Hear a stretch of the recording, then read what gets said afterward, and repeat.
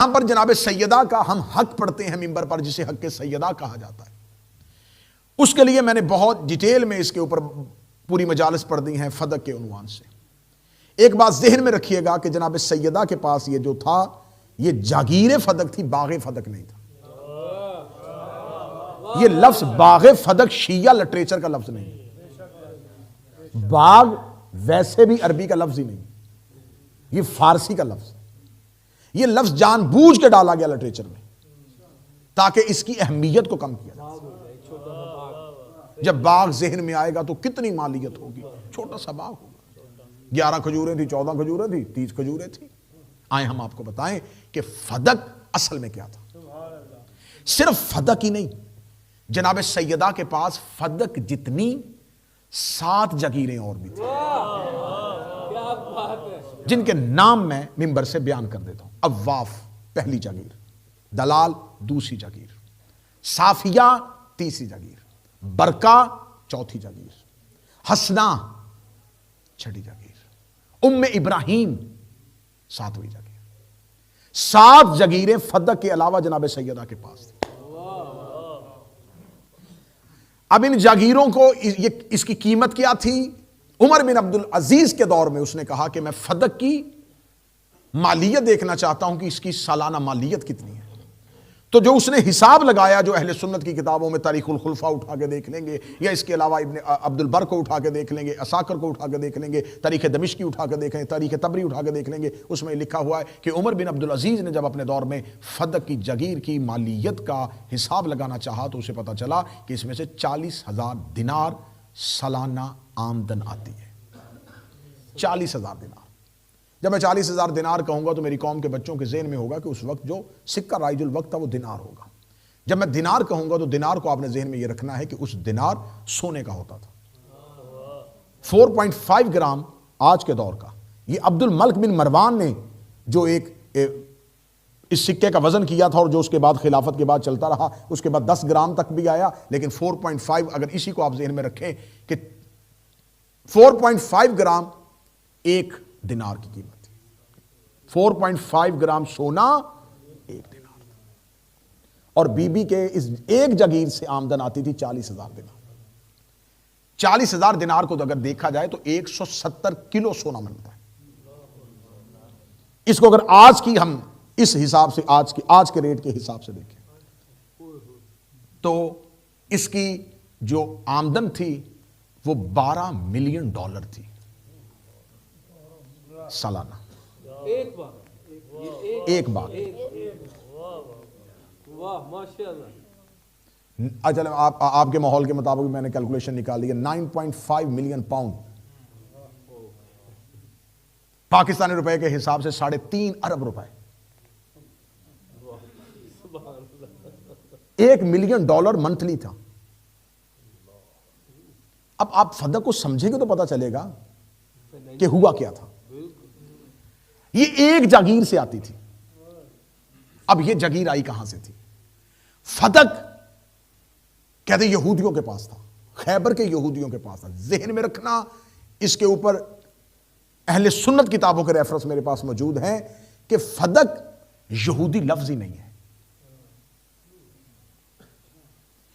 جناب نوح کے بیٹے حام کے بیٹے کا نام فدق تھا، جس نے آ کے اس جاگیر کو آباد کیا تھا.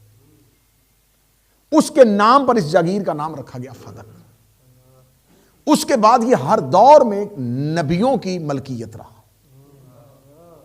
یہودی اس کے مالک نہیں تھے، یہودی اس پر غاصب تھے.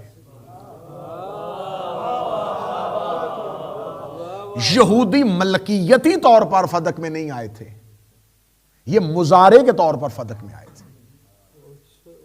ان کے پاس بزرگوں سے آتی ہوئی ایک تحریر موجود تھی. یہ فدق ہر دور میں یا نبی کا ورثہ ہوتی ہے، نبی کی ملکیت ہوتی ہے، اور نبیوں کی ملکیتوں میں چلتی ہوئی آخری نبی تک پہنچے گی. تو انہوں نے اس جاگیر پر بیٹھ گئے تھے، مزارے بن کے اس جاگیر پر کام کرتے تھے کہ ابھی آخری نبی تو آیا نہیں، جب وہ آئے گا اس کے حوالے کر دیں گے. یہ جو اب تاریخ میں ریفرنس دیا جاتا ہے کہ یہودیوں نے رسول کو دی تھی، رسول نے یہودیوں سے مطالبہ کر کے لی تھی.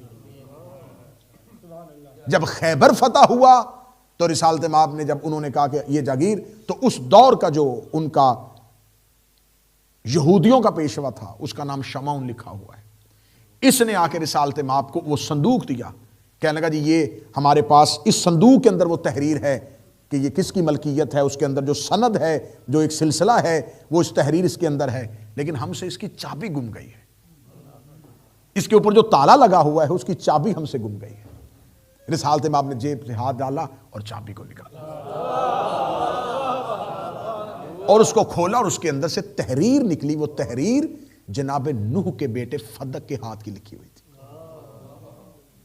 کہ یہ جاگیر اللہ نے عطا کی ہے تو ہر دور میں یہ نبی اور نبی کے خاندان کے پاس رہے گی۔ جو ہی رسالت مآب کے پاس آئی تو رسالت مآب نے اسی تحریر کے اوپر ان یہودی شمعون سے لکھایا کہ میں جو امانت تھی وہ اس کے وارث تک پہنچا رہا ہوں، اب میں یہ فدق جاگیر محمد ابن عبداللہ ابن عبد المطلب ابن ہاشم ابن عبد مناف کو دے رہا ہوں۔ باقاعدہ تحریر لکھی گئی، باقاعدہ ایگریمنٹ لکھا گیا اور رسالت مآب نے وہ لے لی۔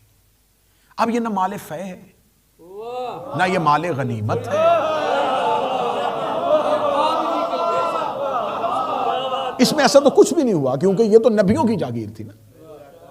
اب جب تک فدق کا بیک گراؤنڈ سمجھ میں نہیں آئے گا تو پھر اس کا جغرافیائی حصہ، اس کا تاریخی حصہ اگر اس سمجھ میں نہیں آئے گا تو بچے سمجھیں گے کہ بس ایک پراپرٹی کا معاملہ تھا، محض ایک پراپرٹی تھی۔ نہیں، رسالت مآب جب وہ تحریر لے کے آ گئے اور وہ جاگیر رسول کے پاس تصرف میں آ گئی تو فوراً جبریل امین قرآن کی آیت لے کے آ گئے، بسم اللہ الرحمن الرحیم وآت ذی القربی حقہ۔ یہاں پر اللہ نے لفظ دیا ہے کہ میرا حبیب قربا کو ان کا حق دے دو، قربا کو، کاف رے با یہ اوپر کھڑی زبر، قربا، وآت ذی القربی حقہ، قربا کو ان کا حق دے دے۔ عربی زبان سمجھنے والے بیٹھے ہوں یا عربی زبان سمجھنے والوں سے پوچھ لینا، قربا واحد مونس کا صیغہ ہے، اکبر ایک بڑا مرد، کبرا ایک بڑی عورت، اصغر ایک چھوٹا مرد، صغرا ایک چھوٹی عورت، قربا ایک قریبی عورت۔ اگر بیٹیاں 4 ہوتی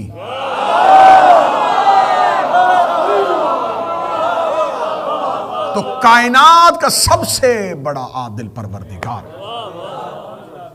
ایک بیٹی کا نہ کہتا۔ یہاں پر صیغہ واحد کا آیا ہے، جمع کا نہیں آیا۔ اب یہ کہیں یہ شیعہ مولوی ہے، شیعہ ذاکر ہے، ممبر سے بیان کر رہا ہے، ویڈیو کیمرہ ریکارڈ ہو رہا ہے۔ تفسیر در منصور جلال الدین سیوطی کی، اسے اٹھانا اور اس آیت کی تفسیر پڑھنا، اس میں لکھا ہے کہ جیسے ہی یہ آیت آئی جانتے تھے نبی، جانتے تھے اللہ کس کو دینا چاہ رہا ہے، پھر بھی جبریل سے پوچھا، پوچھ اللہ سے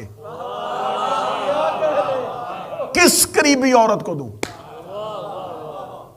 کیونکہ اگر لفظ قربائی اللہ نے استعمال کیا ہے تو گھر کے اندر دعوے دار بہت نکل آئیں گے، بیوی بھی قریبی عورت ہوتی ہے، تو یہ مجھے بتاؤ کس کو دینا ہے۔ میں تفسیر در منصور کا حوالہ دے رہا ہوں، تفسیر روح المعانی کا حوالہ دے رہا ہوں، اہل سنت تفسیر کا حوالہ دے رہا ہوں، البدایہ والنہایہ بھی اٹھا کے دیکھ لینا، اس میں بھی یہی لکھا ہوا ہے۔ جیسے ہی نبی نے جبرائیل امین سے پوچھا، گیا فرشتہ واپس پلٹ کے آ گیا، اس نے کہا اللہ کہہ رہا ہے فاطمہ کو اس کا حق دے دو۔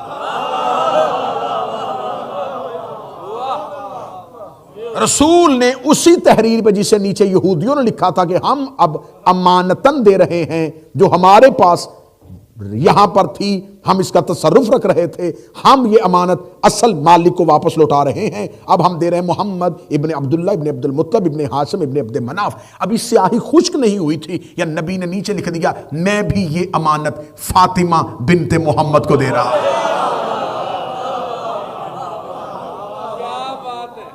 یہ تحریر جو فدق جناب نوح کے پوتے سے شروع ہوئی تھی، سیدہ پہ آ کے ختم، یہی وہ تحریر تھی جو بی بی دربار میں لے کے آئی تھی۔ تو اب ذہن میں رکھنا صرف سیدہ کی تحریر نہیں پھاڑی گئی،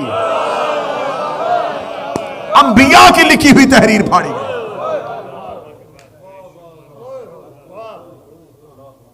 اب جناب سیدہ کے پاس وہ تحریر